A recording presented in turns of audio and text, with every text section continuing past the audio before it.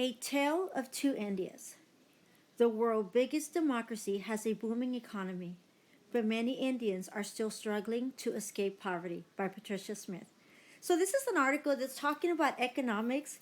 Junior Scholastic did a great job with this. Before we get started, let's take a look at the optic. Let's look at the picture.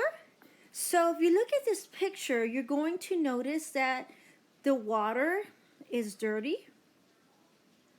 See that?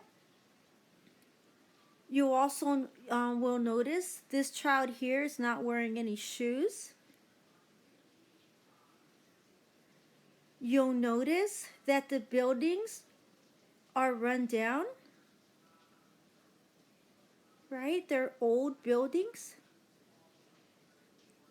You may also notice the clothes, all the clothes here. And of course, let's not forget the dirt. So it's quite obvious that by looking at this picture, you can tell that these people live in poverty. So let's learn a little bit about what Junior Scholastic has written regarding the people of India and their economic system. We will use some of the vocabulary that we learned or that I read to you in the video prior to this one. So let's just go ahead and get started, and we'll probably go back and forth to this picture and other pictures as well as I'm going over the lesson for you, okay? All right, let's go ahead and get started. I'll erase this because I know some of my students don't like it. So I'll do what I can to make sure I erase it all. All right, here we go. We're going to go ahead and get started. If you are following along with me, we are right here. Okay? Down an alleyway, littered with trash, is Sushmita's two-room apartment. The 14-year-old lives there with 4 other family members in Delhi. This is one of India's largest cities. It's asking us to see the map, so we will be looking at a map later on. But Delhi is right there where right here where I marked, right in the middle. Okay? They are part of the wave of Indians who have moved from villages to big cities in search of better lives. Yet, Sushmita's family struggles to make ends meet. Sometimes there is no electricity. The apartment has 1 bed. Sushmita's parents and sisters sleep on the floor. 12 miles away on the eastern side of the city, Anirudh Joshi, also 14, lives in another world. His neighborhood is known for its parks. His family's apartment boasts both an air conditioner and a flat-screen TV. Anirudh even has his own smartphone. I have everything provided for me, he says. Anirudh and Sushmita reflect the two sides of India today. On one hand, India's economy has boomed in the past quarter century. It has lifted hundreds of millions of people out of poverty. Last year, economics predicted that India's economy would be on the 5th largest in the world by the end of 2018. On the other hand, millions of people are stuck in old India. The old India is very poor and uneducated. About 20% of the population still lives on less than $2 a day. So let's think about this. So if you have one part of India that is booming financially, they're doing very well economically, they're able to afford a higher apartment, a bigger apartment, they can afford smartphones, even flat screen TVs. That's kind of a little bit, if you were to picture yourself around your house right now, that's kind of like India lifestyle, right? It's great, you're not struggling, or you possibly have a flat screen TV. But then if you go back and look at this picture here, this is the life that Sushmita is living in. So she has dirty water, they're living on $2 a day. Think about that. $2 a day that's a lot. That's not a lot of money, especially for a house or a household with 4 people. Right? $2 a day is not enough to make ends meet. So this is probably why they are living in these conditions. Okay, so let's keep going. India has come a long, long way when it comes to this picture here. many of us picture this picture, right? So says Anubhav, oops, sorry, I forgot to read me. Says Unabhav Gupta of the Asia Society in New York, but it still has a long way to go.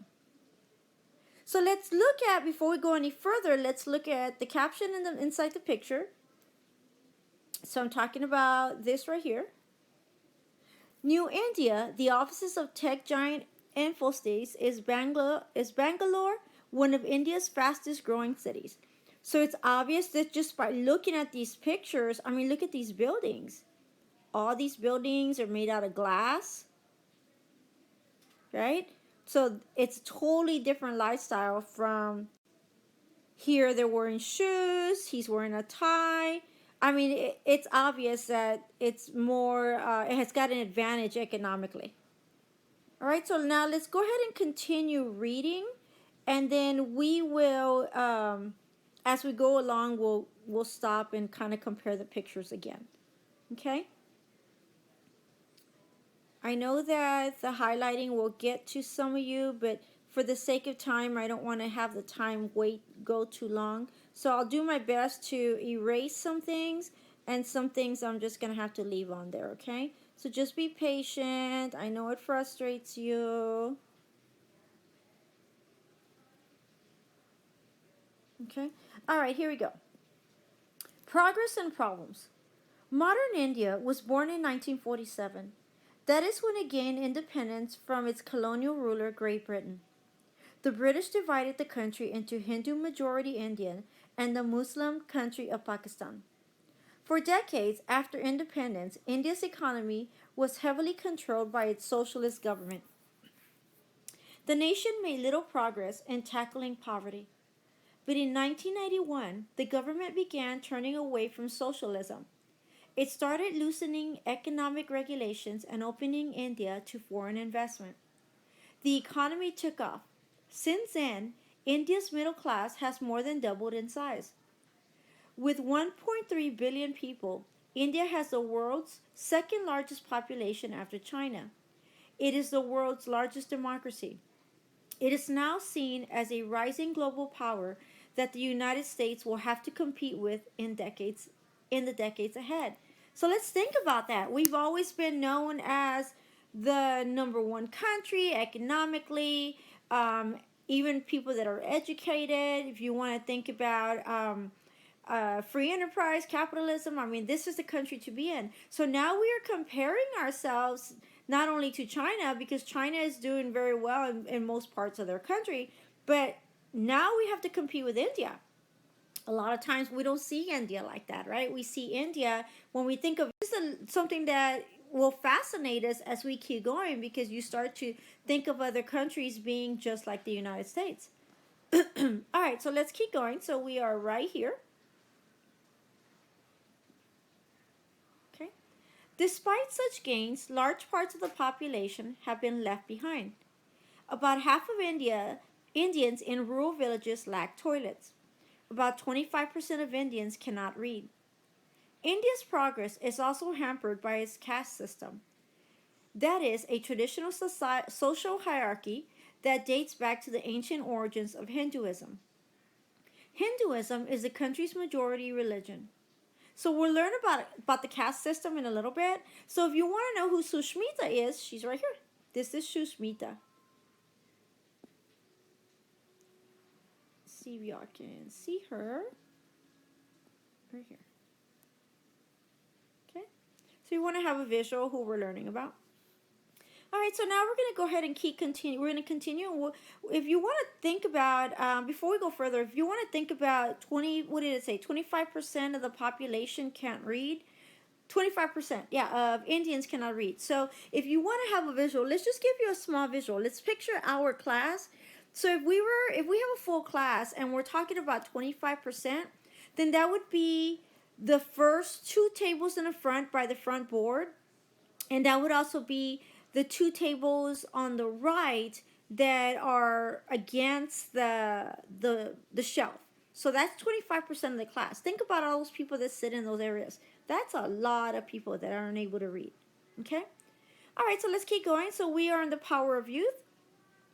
One of India's great strengths, however, is that about half of its population is younger than 25. Experts predict that by 2020, India will account for 12% of the world's college graduates. Let's think about that because I've told you from day one that the generation today, you guys are the change. You guys are gonna either you all can stop bad things from happening because you can stand up and fight against it, or you can make great things happen because you are learners. You're learning something new every day, and you're living in a life where technology is available to you, so or for you, so you're able to utilize these advantages that people my generation did not have. So think about that. So India's doing the same thing. If you think of the population being younger than 25, that'll tell you. And then with the economy booming the way it is, I can only begin to imagine what India's going to look like in 2030, 2040. All right, so let's keep going. Aided by these young workers, India's economy is expected to grow quickly. That makes young people like Anirudh feel optimistic. For inspiration, he looks to his own family. His family has moved up the economic ladder in just one generation. Anirudh's father is the son of farmers. He grew up in a village of 100 people. As a child, he walked 2 miles to school and did farm chores when he arrived home. He got ahead by studying hard. He eventually went to college to become an accountant. Having a reliable profession enabled him to move his family to a nice area and send his children to a private school, where classes are taught in English. That is a huge advantage in India. Most businesses is conducted in English there, and speaking it fluently gives any young person a leg up. So if you want to know who Anirudh is, this is Anirudh. He is the one on the phone. He's the one that's living the life, the good life. All right, so let's go back to reading. Here's big ambitions. We're going to start there. Big ambitions. The family is stable to afford a few extravagances. One example is the hired car that makes Anirudh to school. Some of those luxuries are helping Anirudh succeed. For instance, he uses a smartphone to watch physics tutorials on YouTube. Anirudh hopes to become an accountant like his father. That is partly because math is his favorite subject. He also sees the career as a surefire way to prosper. I want to be somebody who is well respected, he says. I want to earn good money. I want to do good for others. Left behind. So we're going to continue with left behind in a little bit. So if you look at this mapping India at 1.2 square miles, India is about 1/3 of the size of the U.S. So we're talking about Delhi. So Delhi's right here. Okay. Now India is a very big country. Huge. Right? Now, and so imagine that. Imagine how many young people are living in there now. But also think about the various parts of the country. How some of these countries are living like they are in Delhi, in like the little girl, and then others are living more like Anirudh. Okay? So if you look at this map skills, you will not be doing this activity. Please do not think you need to do this, because you do not. Okay, you do not need to do this activity. So let's keep. Left behind. On the other side of the city, Sushmita lives in a very different life. She wakes at 6 a.m. to clean the house, then she walks to the government school she attends. There are 57 students in her class. Classes are in Hindu, one of India's many languages. She does not own a cell phone, much less a computer. Sushmita's father is a carpenter. He can go months between jobs. Her mother works long hours as a maid. When Sushmita gets home from school, she must make the family's dinner and do her homework. She dreams of being a teacher but faces tough odds. Many Indian colleges are very selective. Sushmita will be competing against better prepared students. India is a country where there are no equal opportunities, she says. The rich can find their way around by paying money.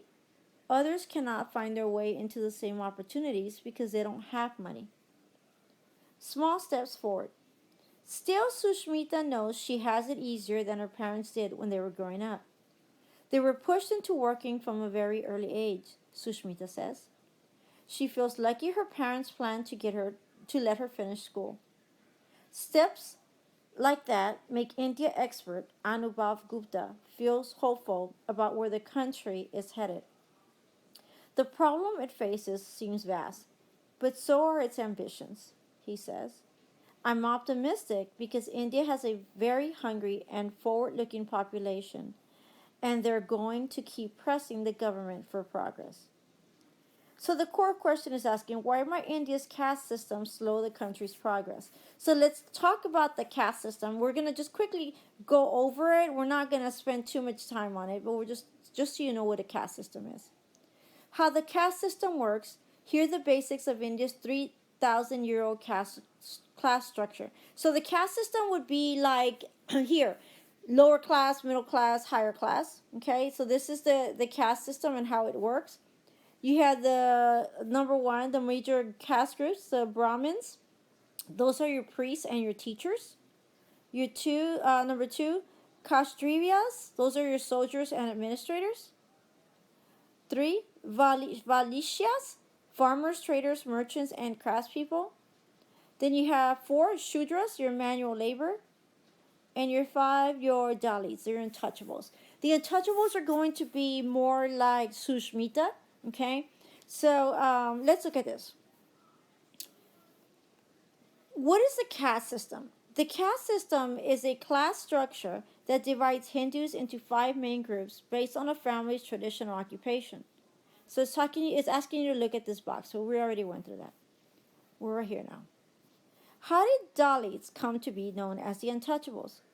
Because of their low status, Dalit traditional did the dirtiest jobs such as cleaning toilets. They were called untouchable because they were considered impure and higher caste Indians were forbidden to touch them. So that's like, people that work really hard doing the dirtiest jobs, people are calling them untouchables, like, ooh, don't touch them, they're dirty. They do dirty work. That's not right. That's not a fair thing. Not a fair system. Okay, so now we're here. What does India's government say about castes?